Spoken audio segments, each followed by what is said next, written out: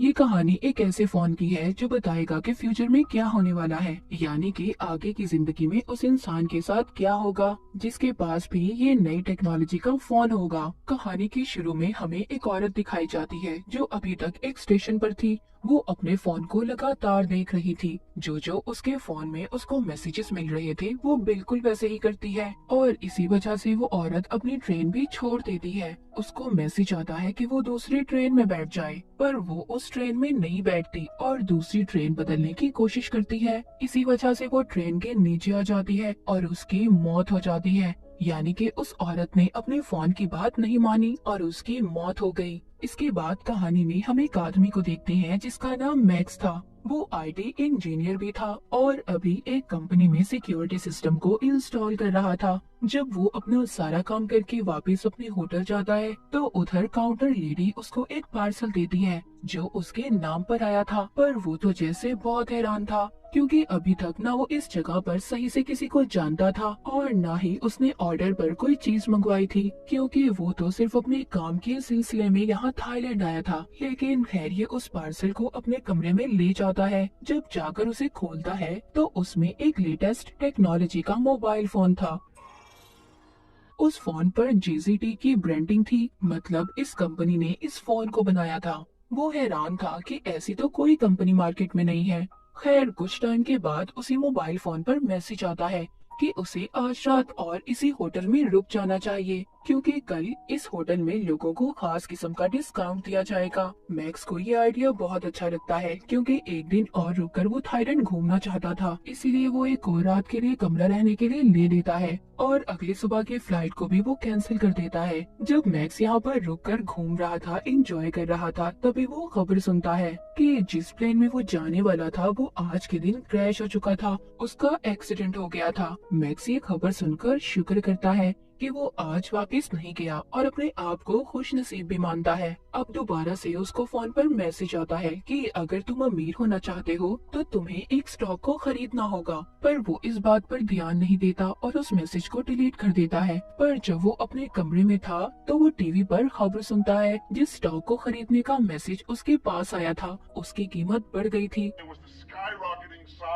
वो अब सोचता है कि पहले इस फोन की वजह से मेरी जान बची और स्टॉक वाली बात भी बिल्कुल सच थी। मैक्स ये सोचने लगा था कि शायद ये फोन हमें हमारे कल के बारे में बताता है कि आगे हम लोगों के साथ क्या होने वाला है या फिर आगे हम क्या कर सकते हैं। तभी इसको दोबारा से मैसेज आता है कि उसे दूसरे शहर चले जाना चाहिए। मैक्स भी फोन पर यकीन करने लगा था और दूसरे शहर चला जाता है। वहाँ पर पहुंचकर एयरपोर्ट के बाहर उसको एक टैक्सी ड्राइवर मिलता है जो उसको कम पैसों में उसके होटल ले जाने के लिए तैयार था। वो टैक्सी ड्राइवर जब मैक्स को ले जा रहा था तभी उसकी नजर फोन पर पड़ती है। उसे देखकर काफी हैरान होता है। कहता है तुम्हारे फोन की टेक्नोलॉजी कितनी नई है, मैंने तो ऐसा फोन देखा ही नहीं और ना ही कभी ऐसे फोन के बारे में सुना है। वो टैक्सी ड्राइवर मैक्स को अपना कार्ड देता है और बताता है कि वो एक टेली कम्युनिस्ट है जो टेक्नोलॉजी की नई नई चीजें बनाता है। ऐसे ही बातें करते हुए मैक्स अपने होटल पहुंच गया था जहां पर फोन ने इसे आने के लिए कहा था।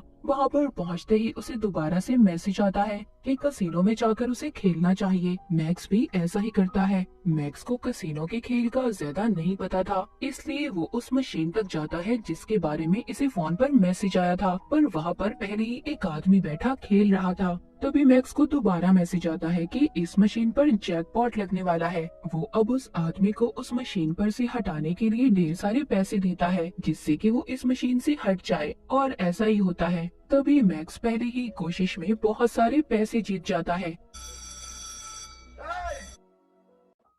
वहीं पर कसिनो की टीम भी उसे कैमरास में देख रही थी। सब हैरान थे कि इस आदमी को कैसे पता चला कि इस मशीन पर जैकपॉट लगने वाला है, क्योंकि उसने उस मशीन से हटाने के लिए पहले आदमी को पैसे भी दिए थे। मैक्स जीते हुए पैसों से और ज्यादा कार्ड्स खरीद लेता है और दोबारा से खेलता है। इस बार भी वो जीत गया था। अब तो वहाँ की सिक्योरिटी टीम को मैक्स पर पूरा शक था क्योंकि बार बार वो अपने फोन को देखकर खेल रहा था। जब वो कसिनो से जाता है तो वहाँ के सिक्योरिटी गार्ड उसे कहते हैं अगर तुम दोबारा खेलने आओगे तो अपने साथ फोन नहीं लाओगे। उन्हें शक था कि कहीं ना कहीं इसके फोन में कुछ है, इसीलिए मैक्स अब उसी टैक्सी ड्राइवर ड्राइवर को फोन करता है जो इसको एयरपोर्ट के बाहर मिला था। वो उसको कहता है, क्या तुम एक ऐसी डिवाइस मेरे लिए बना सकते हो कि मुझे फोन को देखना ना पड़े और सीधा मैसेज मेरे कान में सुनाई दे। वो टैक्सी ड्राइवर थोड़ा टाइम मांगता है और कहता है, हाँ मैं कोशिश कर सकता हूँ। होटल में जाते हुए मैक्स एक कपल को देखता है जो आपस में लड़ रहे थे। वो उनमें से आदमी को मना करता है तो बदले में वो उसे एक मुक्का मारता है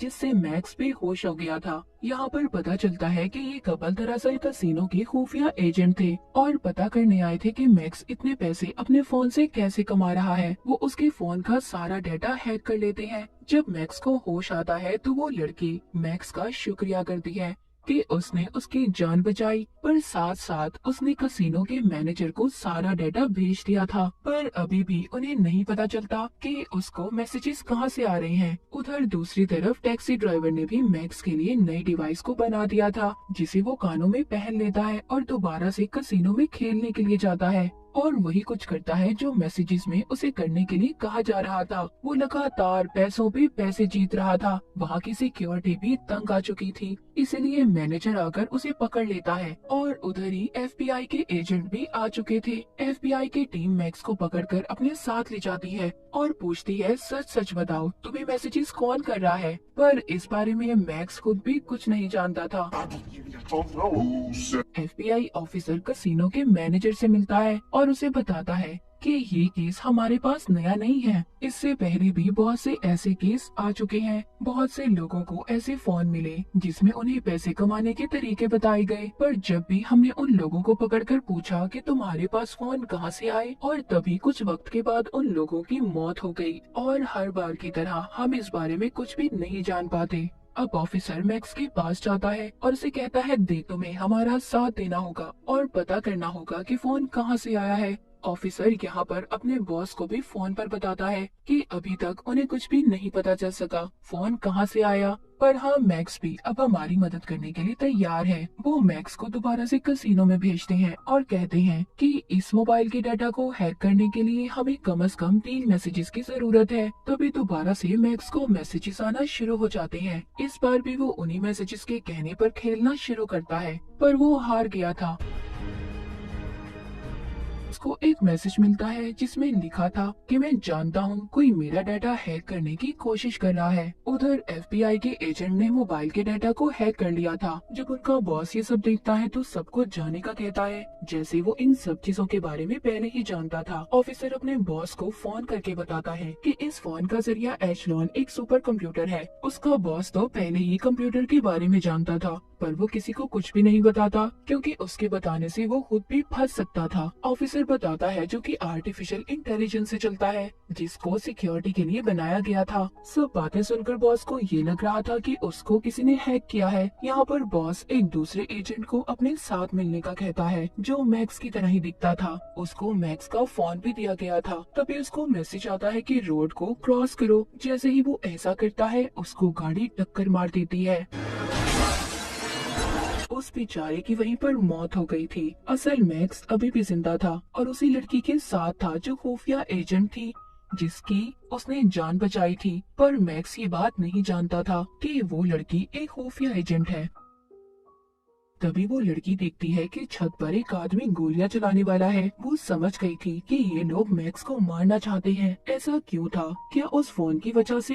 ये बात कोई भी नहीं जानता था, पर वो लड़की सबको मार देती है और मैक्स को भी बचा लेती है। अब मैक्स को पता चल चुका था कि वो लड़की जो इसके साथ रह रही थी वो एक एजेंट थी और इसके साथ प्यार करने का नाटक कर रही थी। तभी यहाँ पर हमें पता चलता है कि उन लोगों को मारने एफबीआई के बॉस ने भेजा था। कुछ न कुछ तो जानता था वो उस मोबाइल के बारे में और उसे ऐसा लग रहा था कि मैक्स उनके बारे में काफी कुछ जान गया है, इसीलिए उन आदमियों को मरवाने भेजा था। मैक्स अब खुद भी जानना चाहता था कि ये मैसेज इस फोन पर आखिर कहां से आ रहे थे। उधर बॉस ने भी इस पर नजर रखी हुई थी। मैक्स अब टैक्सी ड्राइवर के पास जाता है जो कम्युनिस्ट था। उसको फोन देकर कहता है, तुम्हें पता करना होगा कि सारे मैसेजेस कहां से आ रहे हैं। वो कहता है, हाँ मैं पता तो कर लूंगा, पर इस बारे में पता करने में मुझे घंटे लग सकते हैं। जिसके बाद वो सब पता करने की कोशिश करता है। इस बार उसे सब पता चल चुका था। वो बताता है ये सारे मैसेजेस एक सुपर कंप्यूटर कर रहा है जिसको एशलॉन एआई भी कहा जाता है, जो सब कुछ खुद से सोच सकता है।